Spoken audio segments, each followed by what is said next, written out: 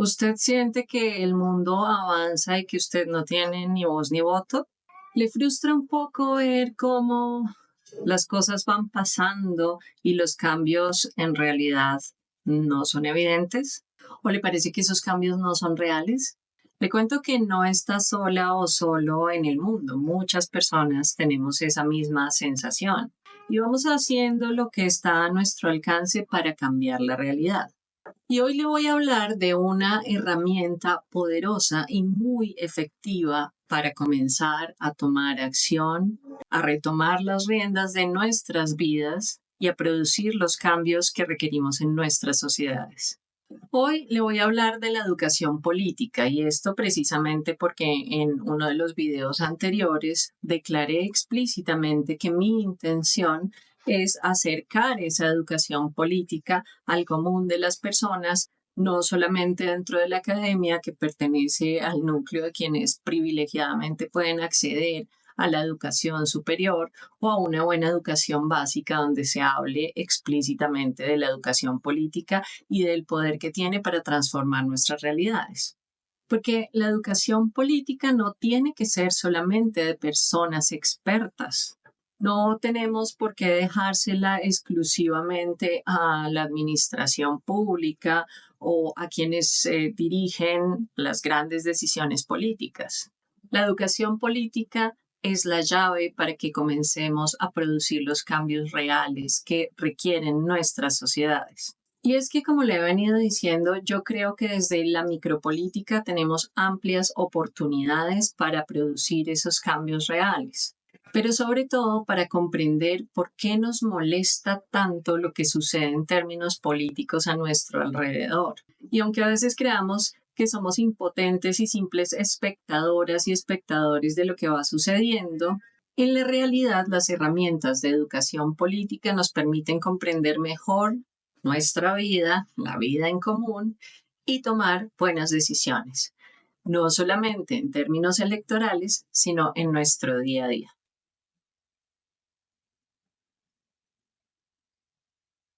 Hola, soy Ivonne Borges, estoy hablando sin miedo a lo político. En Colombia se le dice culillo al miedo y por eso esta iniciativa se llama Sin culillo a lo político. Como los asuntos políticos no ocurren en esos grandes edificios de debates complejos, de decisiones gubernamentales, sino que ocurre en el día a día, hoy le voy a hablar de cómo tomamos decisiones en esa cotidianidad, en el día a día. Por ejemplo, las decisiones que se toman al interior de las familias, con un grupo de amistades, o la forma como nos organizamos para solucionar los problemas de nuestros barrios, de nuestras veredas, de nuestros entornos. La forma como usted puede comunicarse de manera eficiente y eficaz con su jefe. La manera como puede tomar mejores decisiones para hacer una inversión o para sencillamente guardar su dinero en un banco. La educación política nos permite comprender que somos seres políticos. Y eso quiere decir que nuestros intereses personales y nuestros intereses sociales moldean la realidad de nuestro entorno, de nuestro contexto más inmediato. Cuando entendemos esto, entonces nos apropiamos de esa capacidad de transformar el mundo, de actuar desde la base para ir introduciendo nuestras diferentes inquietudes en un escenario de toma de decisiones, digamos que más amplio, que es lo que realmente ocurre cuando vamos al escenario de la democracia representativa. Entonces, sí, hay pequeñas interacciones, maneras de relacionarnos que en realidad inciden profundamente en las realidades que vamos construyendo socialmente y eso tiene que ver con la educación política. Aunque parezca insignificante, nuestras acciones cotidianas repercuten en escenarios de decisión, pues justamente más amplias, más profundas, más del horizonte de los gobiernos. Todo esto es la micropolítica. Pero existe otro campo bastante también importante de la educación política que tiene que ver con las políticas públicas.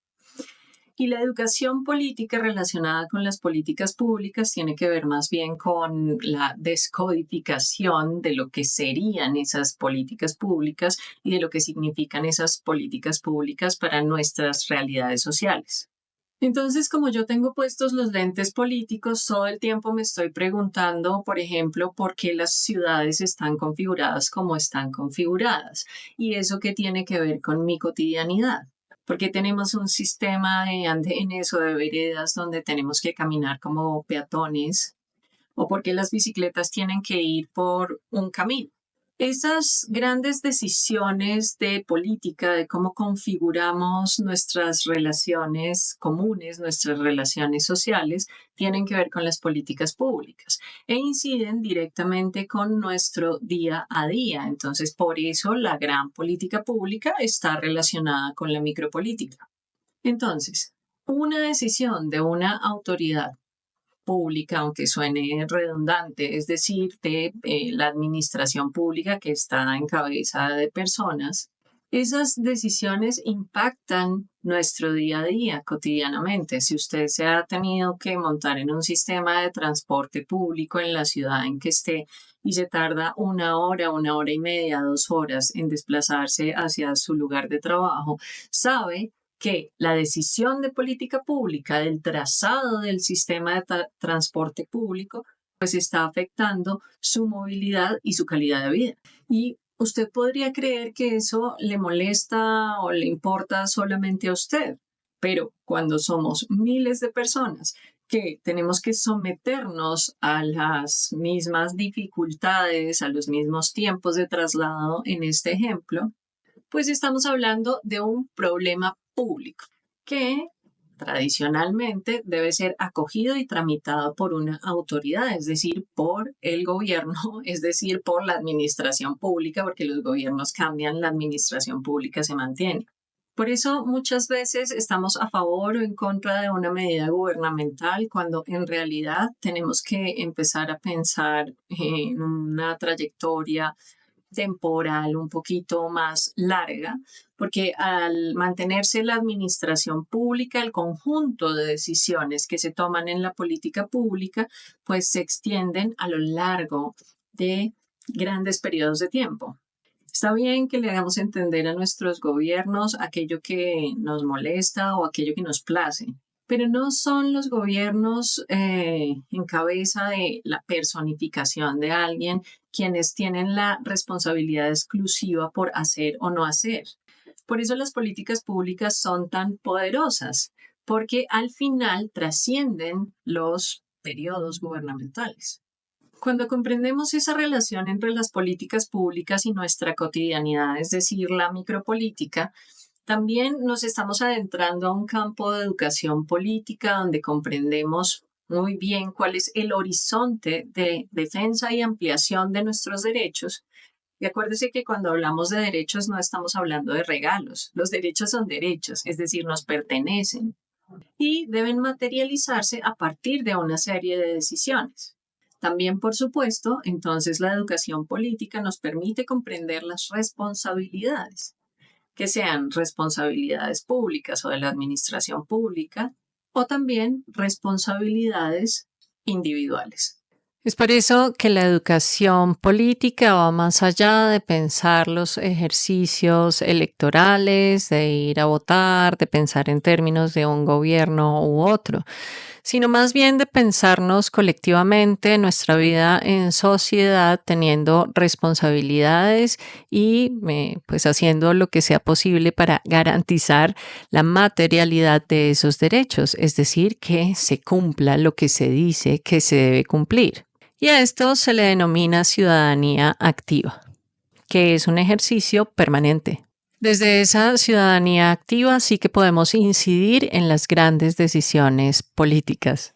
Ahora, yo estoy terminando mi doctorado en pensamiento complejo y esta lectura de educación política tiene que ver con lo que se denomina el paradigma de la complejidad. Ya más adelante voy a hablar sobre el paradigma de la objetividad, de la subjetividad y de la complejidad. Pero por ahora lo que es importante comprender es que para la educación política, La complejidad nos es de alta utilidad para comprender el concepto del poder o el fenómeno del poder. Porque dado que nuestro mundo es complejo y es complejo porque está lleno de seres vivos que nos relacionamos todo el tiempo, las decisiones políticas están influenciadas permanentemente por una gran cantidad de factores. Y esos factores pueden ir desde intereses económicos o intereses políticos en sí mismo hasta ciertas dinámicas de poder a nivel global. Entonces, la micropolítica se relaciona con las políticas públicas, pero esas políticas públicas también tienen que ver con lo que está pasando a nivel planetario. Entonces, el poder es complejo. Y por eso la educación política también tiene que ver con la complejidad.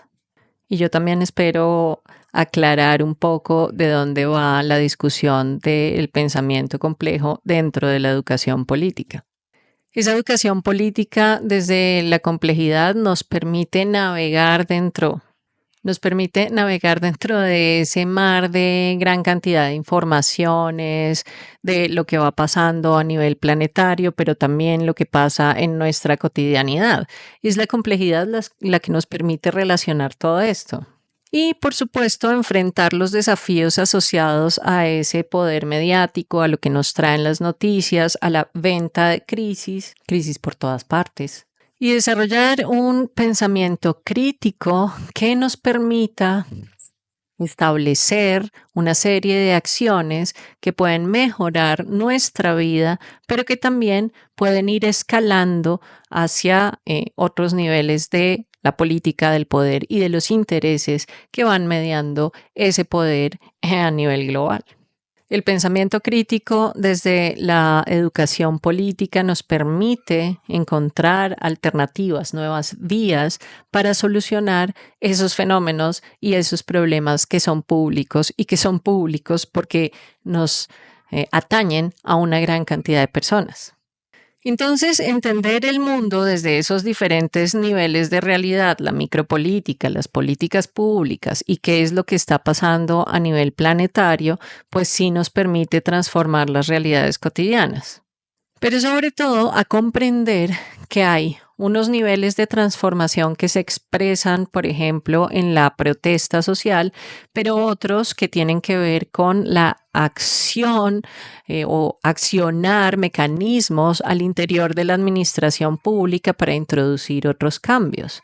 Entonces, sí, pues hay que movilizarse, pero también hay que buscar otros lugares de incidencia.